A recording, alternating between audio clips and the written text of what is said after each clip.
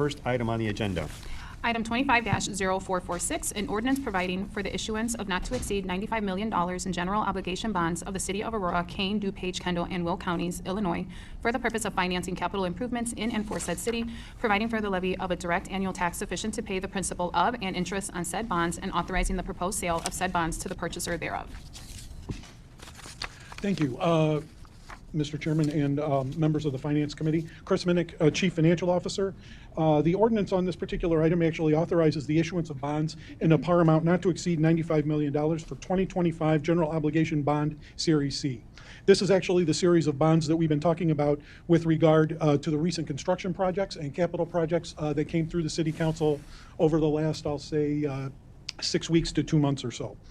These are issued to finance various, the bonds are being issued as tax-exempt general obligation bonds and will be financing various capital improvements such as fire construction, the fire station construction for stations 9 and 13, the construction of the new fire headquarters, EMA, and Emergency Operations Center facility, the RiverEdge Park expansion, Farnsworth Belter roadway improvements, as well as the last disbursements on the Public Works facility.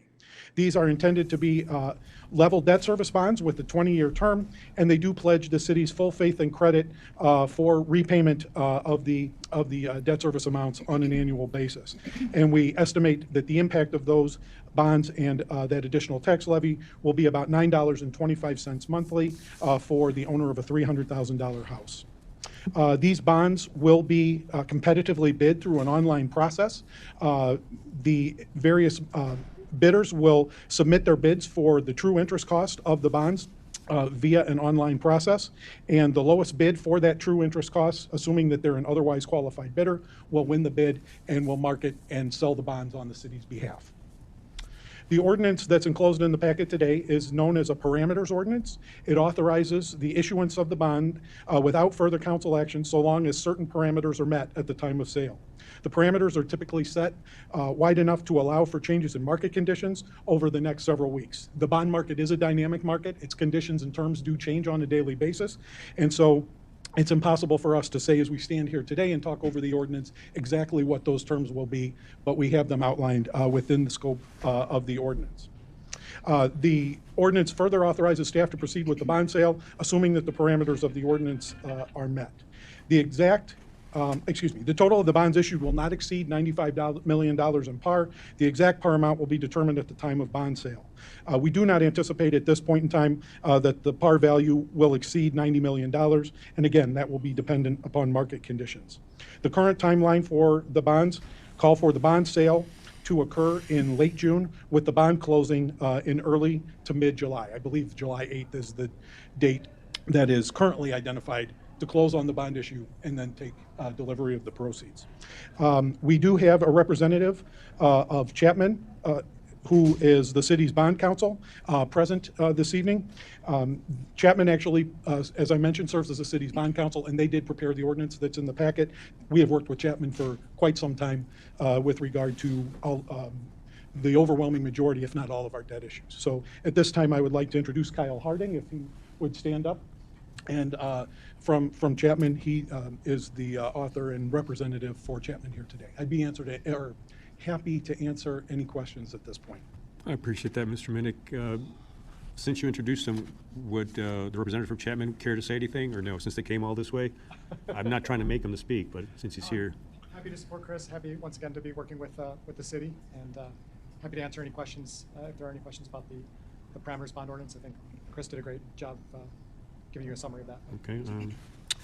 Questions from the committee? Alderman Bug? Thank you, Chairman. You outlaid the projects. It's our understanding that some of those projects that are ongoing may be into cost overruns at this time. So I wanted to get a little bit of a background on that, either from you or from our chief of staff, where we're at. And I understand we're going to have a kind of a memo later on about it, but since we're discussing it in finance. It's a Yeah, good time to I discuss know that. when we have taken a look at the costs, we have tried to incorporate the most up-to-date numbers and the most current projections, as well as what we've expended to date on some of those projects. But there is always a potential that when we run into a project with a long construction, long lead time, that conditions, once we get in the field and start digging and start constructing, will be a little different than are anticipated. But we would address those at that particular time and identify funding sources if we needed to get any authorized, any change orders authorized, excuse me. Okay. So specifically, thank you, where are we at with RiverEdge Park? How much are they over budget currently, and where are we headed with that project? Well, Shannon Cameron, Chief of Staff, Mayor's Office. So Alderman Bug, we had a meeting with Wegman not too long ago, who says although they've had delays in the project, they currently, at that time, which was maybe a week and a half ago, maybe a couple more days, stated that they were still planned to be on budget. So they did not ask that there needed to be an increase in budget in any way. What had happened is when they got into the ground over there, they realized they needed mini helical piers in order to stabilize the ground for the buildup of the beverage area, things like that, which is not surprising because when the city first constructed RiverEdge Park, they needed a lot of that. But I think when they got in there, they were even surprised by how much that was the case. So they said they were delayed a bit, but they worked with the Aurora, with ACA. They've been working to make sure that Chris Kindle Market can be open on time. And then the rest of the park, they'll still be doing construction though later, and it'll be open for next summer. So they have been able to say that they plan on that, and that's still, and they have not come to us for more money at this point. Okay. Well, excellent. So, I mean, it's excellent that if they're able to move the construction south, and because we've promised Crystal Kindle Market that they're going to be able to set up on a certain date. And yeah, so they're hoping for a lot of the structures to be built, but to be working then internally on some of those things. And they've already created a certain path to work around and be able to kind of cordon off areas that are still under construction to make sure they're safe for any visitors to the Crystal Kindle Market. okay.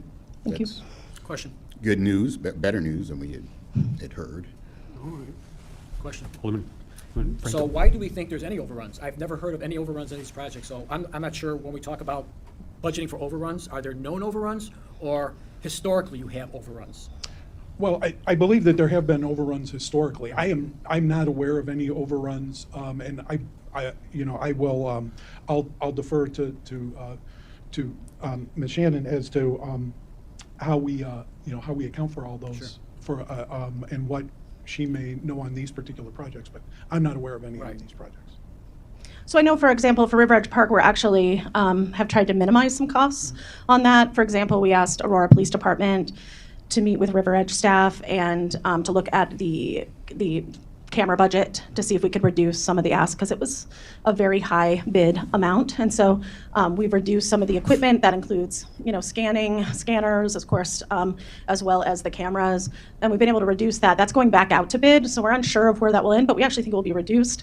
As far as the other projects go, I haven't received personally details on any of those being overrun. There may be some projection just depending on where it is, and that there might need to be more contingency than we made for it. I'm not sure, but I can look into it and let you know. Well, yeah, I mean. And that's a great point, that we do build contingencies Right, yeah. typically into the GMP as well as the final project that is authorized by council. But there's just no known overruns, always potential. Correct. So, Yeah. but also you mentioned the cameras. We're looking to get a cheaper price, but not less cameras, right? Is that what we're looking at? No, there are some less cameras based on the Aurora Police Department looking and seeing if everything was needed.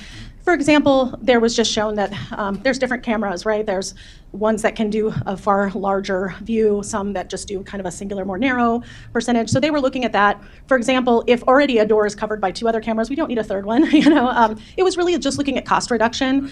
Still, everything is covered, so we can avoid, any risk as far as if someone, hopefully would never happen, break in, steal something, or would damage something. That all still would be covered. There is 24-hour security there as well, of course. But it was just just making sure, because we have a lot of cameras already there as well, making sure that looking at what was already covered versus what new needed to be covered, and just making sure, because it came out to be around the first numbers we saw was over $800,000 just for cameras and the cards. So looking at how we can just make sure that everything is needed, and when we all sat down together, we noticed there were reductions available, and now we're going back out to bid for that. All right, thank you. Yep. Okay. And finally, Mr. Chairman, so just overall on the bond, and you laid it out very well, and we appreciate it.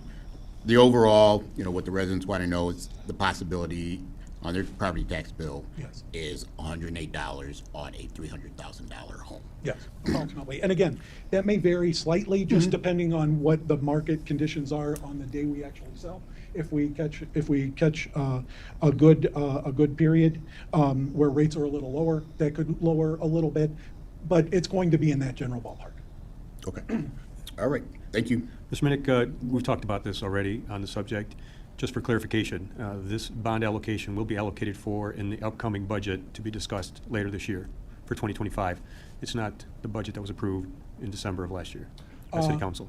It Correct? actually is with regard to the 2025. But the numbers from the allocation. What was anticipated is that there were going to be 3 draws on those individual projects. Instead, we're combining the second and the third draw into the Okay. draw that you see Well, then, the tonight. $9 then, Oh, on the tax bill? Yes, it will be on next year's tax bill. okay, that Yes. as well, okay. Yes, All right. yes. I misunderstood the question. No, it's okay, Mr. I was Chairman. leading into it. Yes. That's all right, no, appreciate it, all right. I hope third- so. Our little tax bill in Will County is due in 2 days, so I Mine- hope it's next year. In Kane County too. Okay, so if there are any other questions? So moved. Motion to approve by Alderman Franco, Second. second by Alderman Bug. All those in favor? Aye. Aye. Any opposed? Motion carries 4-0. Thank you. Clerk, thank you, Mr. Minnick. Clerk, please